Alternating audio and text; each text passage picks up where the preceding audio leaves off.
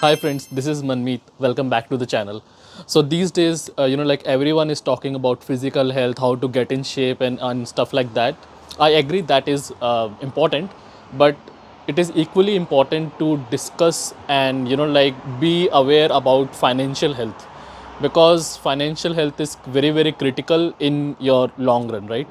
So let's discuss some points which I have in mind based on my experience. So first thing first, I have a disclaimer here, okay? So I am not a financial advisor by any means, but the topics and the tips that I'm giving today are just based on my experience. Some of these may be applicable to you, whereas some may not. So always do your due diligence and study and research them carefully before you or try any of these tips. So first point is related to the credit cards. Okay, so here in USA or Canada, pretty much everyone has a habit of using credit cards, and actually you should use credit cards because that is what contributes a lot towards building your credit history.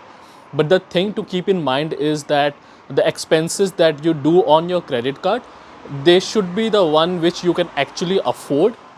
Like basically you should have that money in your bank account actually, so that you can pay your credit card statement in full every month. Because if you don't pay it in full, the companies, they are going to charge you interest rates on the remaining balance, and the interest rates on credit cards are insanely high, and they build up pretty quickly every month, and it's kind of they're eating you alive if you don't focus on it or if you don't spend your credit cards wisely. And the next point is, which is point number second, is related to your loans or the debts, right? So there are a different kind of loans. It could be your personal loan, it could be your like house loan, it could be your car loans, or it could be your credit card debt. So you have to be very careful about the loans that you are trying to take on, and if you are paying them regularly or not, because this is also an important factor regarding your credit history. So I would suggest is that try to pay off any high interest debts or loans as soon as possible, and this kind of excludes your mortgage and your car loans because they are kind of separate and they are kind of long term. But before that, you should try to finish off the other loans, and also if possible only go for mortgage or car loans if you don't have these other high interest loans, because if you have already have these high interest loans, then the chance of you qualifying for a mortgage or a car loan will be a lot less. So getting to the third point, it is regarding your retirement accounts or tax advantage accounts. So let's say like if you are a full-time employee, which and you have an employer for you, so you can actually use retirement accounts like 401k, or you can use health savings account.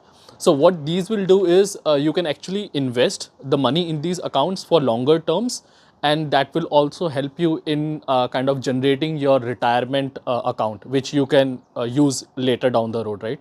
And then they will also give an option to save taxes. So let's say like you are having a annual salary of $100,000, and let's say like you put in $10,000 in your 401k, right?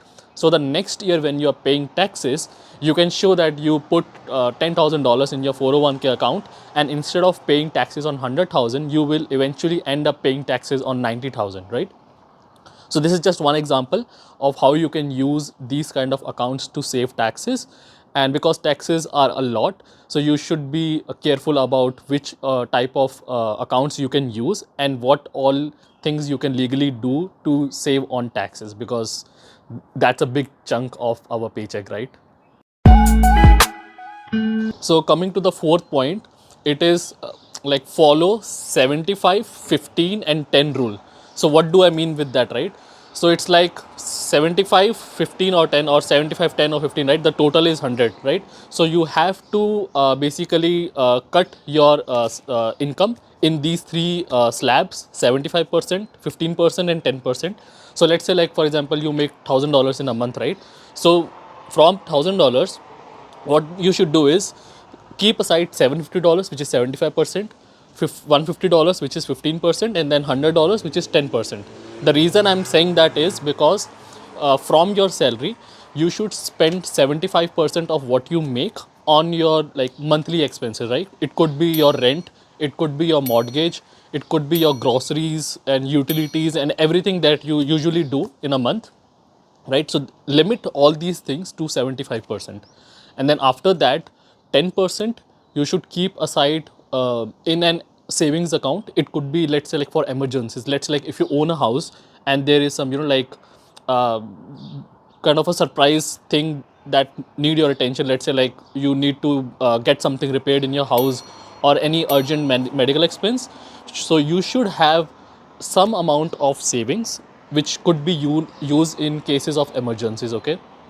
And then you should try to basically increase this savings pot to at least 6 to 12 months of your monthly expenses. So let's say like if your monthly expenses is $2,000, like just for example, so you should have at least $12,000 if you are aiming for 6 months, or you should have $24,000 saved in your savings account for a, like, let's say in case God forbid if you lose your job, right? So you should have these much of your expenses in a savings account which you shouldn't touch at all, right? And once you have reached that savings account, then you can try to do something else, but generally you should always have this much, right? And then coming over to the last 15%. So what you should do with your 15%, it's about you should do that and use that money to invest. And what do I mean by investing? That we will cover in the next point. So fifth point is your investments, right? So investments, you should first be careful that you shouldn't start investing unless you already have paid off your high interest loans or high interest debts. So let's say like you are already done with your those loans or debts. So now for investing, like I mentioned in the previous point, that 15% of your income you should invest, right? So where you should invest, right? So you should try to diversify into different asset classes, right? So like for example, asset classes could be real estate investing, it could be stocks investing, it could be bonds, it could be cryptocurrency, it could be like buying an actual physical gold bar, or it could be like saving into high interest savings account, right? So these are multiple asset classes or multiple options. So it is very different for different people, right? Like say like you may find that real estate is good for you, like if you want to invest in that, or if on the other hand people may find that stock investing is good for them, or on the other hand they may simply say that okay, I don't want to take any risk, so they can kind of invest in bonds, right? So these are different assets which have different risk profiles. So always research of like your financial current situation, and based on that select, or maybe try multiple of these options and see which one suits your situation well. And I will cover more on these investing topics in future videos. If you like this video and if you have any comments, any questions, you can ask them in the comment section. And for any future videos, if you have any requests or any ideas, you can also put that in the comment section. I hope you find this video helpful, and bye bye.